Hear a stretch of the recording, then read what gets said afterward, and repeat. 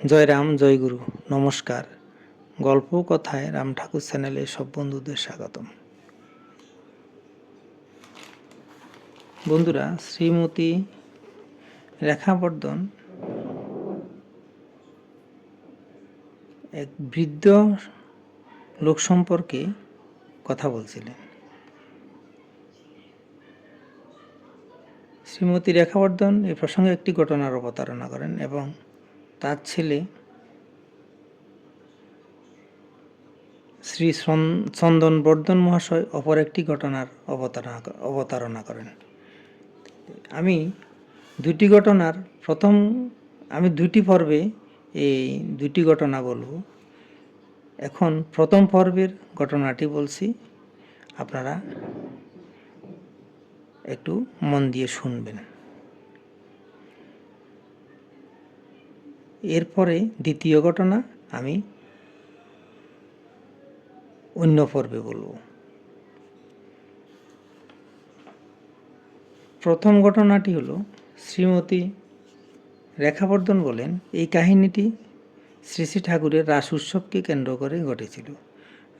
রাস উৎসব উপলক্ষে শ্রীমতী রেখাবর্ধন রামনগর ২ নং রাস্তার বাড়িতে শ্রী শ্রী সত্যনারায়ণ সেবা পুজোর ব্যবস্থা করেন।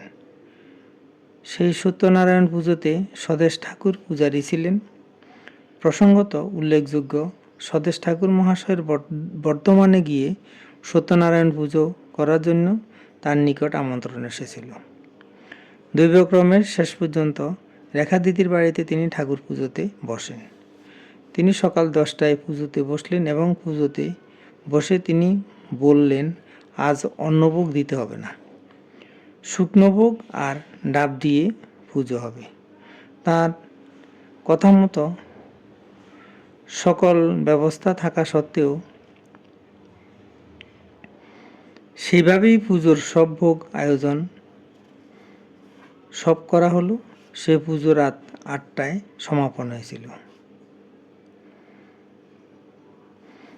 এই সত্যনারায়ণ পুজোর 10-12 দিন পর বর্ধমান থেকে স্বদেশ ঠাকুরের কাছে একটি চিঠি এসেছিল, এই মর্মে যে আপনার এখানে পুজো করার কথা ছিল, অথচ আপনি আসতে পারেননি।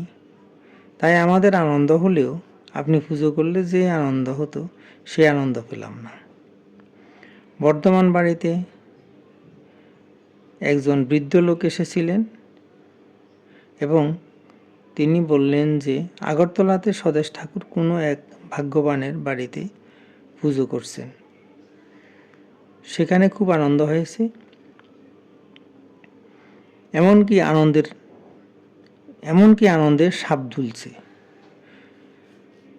বর্ধমানের নির্দিষ্ট সেই বাড়ির লোকজন সেই বৃদ্ধকে কেউ পূর্ব থেকে চিনতেন না এবং দেখেননি। এই পত্র আগরতলা এসে পৌঁছানোর পর সকলের কাছে এক প্রশ্ন জাগে, কে সেই বৃদ্ধ? সে বৃদ্ধ কীভাবেই বা জানতে পারলেন এত সব কথা? দয়াল ঠাকুরের ইচ্ছাতে রোজ কত কি ঘটে, আমরা পূর্ব থেকে এসব জানতে পারি না। তবে ঠাকুর আছেন, তিনি ভক্তের সঙ্গে লীলা করেন। বন্ধুরা, প্রথম পর্ব এখানে শেষ করলাম। এখন শ্রী শ্রী ঠাকুরের বেদবাণী থেকে একটি বাণী পাঠ করে আপনাদেরকে শোনাচ্ছি। শ্রী শ্রী ঠাকুর বলেছেন, সংসারের বিবরে প্রবেশ করিলে সর্বদাই ধৈর্যবান ধারণ করিতে হয়। এই ক্ষেত্রে কেবল অহংকার আদি বিবর্তন রসে বর্ধন হইয়া পড়ে। নানান উপদ্রব সহ্য করিতে চেষ্টা করাই ধর্ম। জপ তপস্যাদি কিছুই করিতে হয় না। স্ত্রী পুত্রাদি ভরণ পোষণে যত্নশীল হইয়া অনাসক্তভাবে নির্মল জ্ঞান লাভ করিতে পারে। স্ত্রী পুত্রাদির মধ্যেও ভগবান সম্যক রূপে বিরাজমান। কেবল বর্তমানে মর্কট বৈরাগ্য লালসায় পন্থহারা হইয়া বিপদ গতিতে সুখ দুঃখকর সমুদ্র পার্বতী রাবণের পুরী অশোক বনে বন্দী হয়। কোনো কিছুরই প্রতি দৃকপাত না করিয়া নিরপেক্ষভাবে স্ত্রী পুত্রাদির ভরণ পোষণে তৃপ্তিদানে তৃপ্তি লাভে ভগবানকে প্রাপ্ত হয়। বন্ধুরা, আজ এই পর্যন্তই। আগামী দিন আবার শ্রী শ্রী ঠাকুর সম্পর্কে গল্প বাণী নিয়ে আপনাদের সাথে থাকব। বন্ধুরা, চ্যানেলটি যদি আপনাদের ভালো লেগে থাকে তাহলে সাবস্ক্রাইব করে চ্যানেলটির পাশে থাকবেন। আর নতুন বন্ধু হলে অবশ্যই ভুলবেন না সাবস্ক্রাইব করতে। আর বেশি বেশি করে লাইক, শেয়ার, কমেন্ট করবেন। ধন্যবাদ। ভালো থাকবেন। জয় গোবিন্দ। গুরু কৃপায় কেবলম।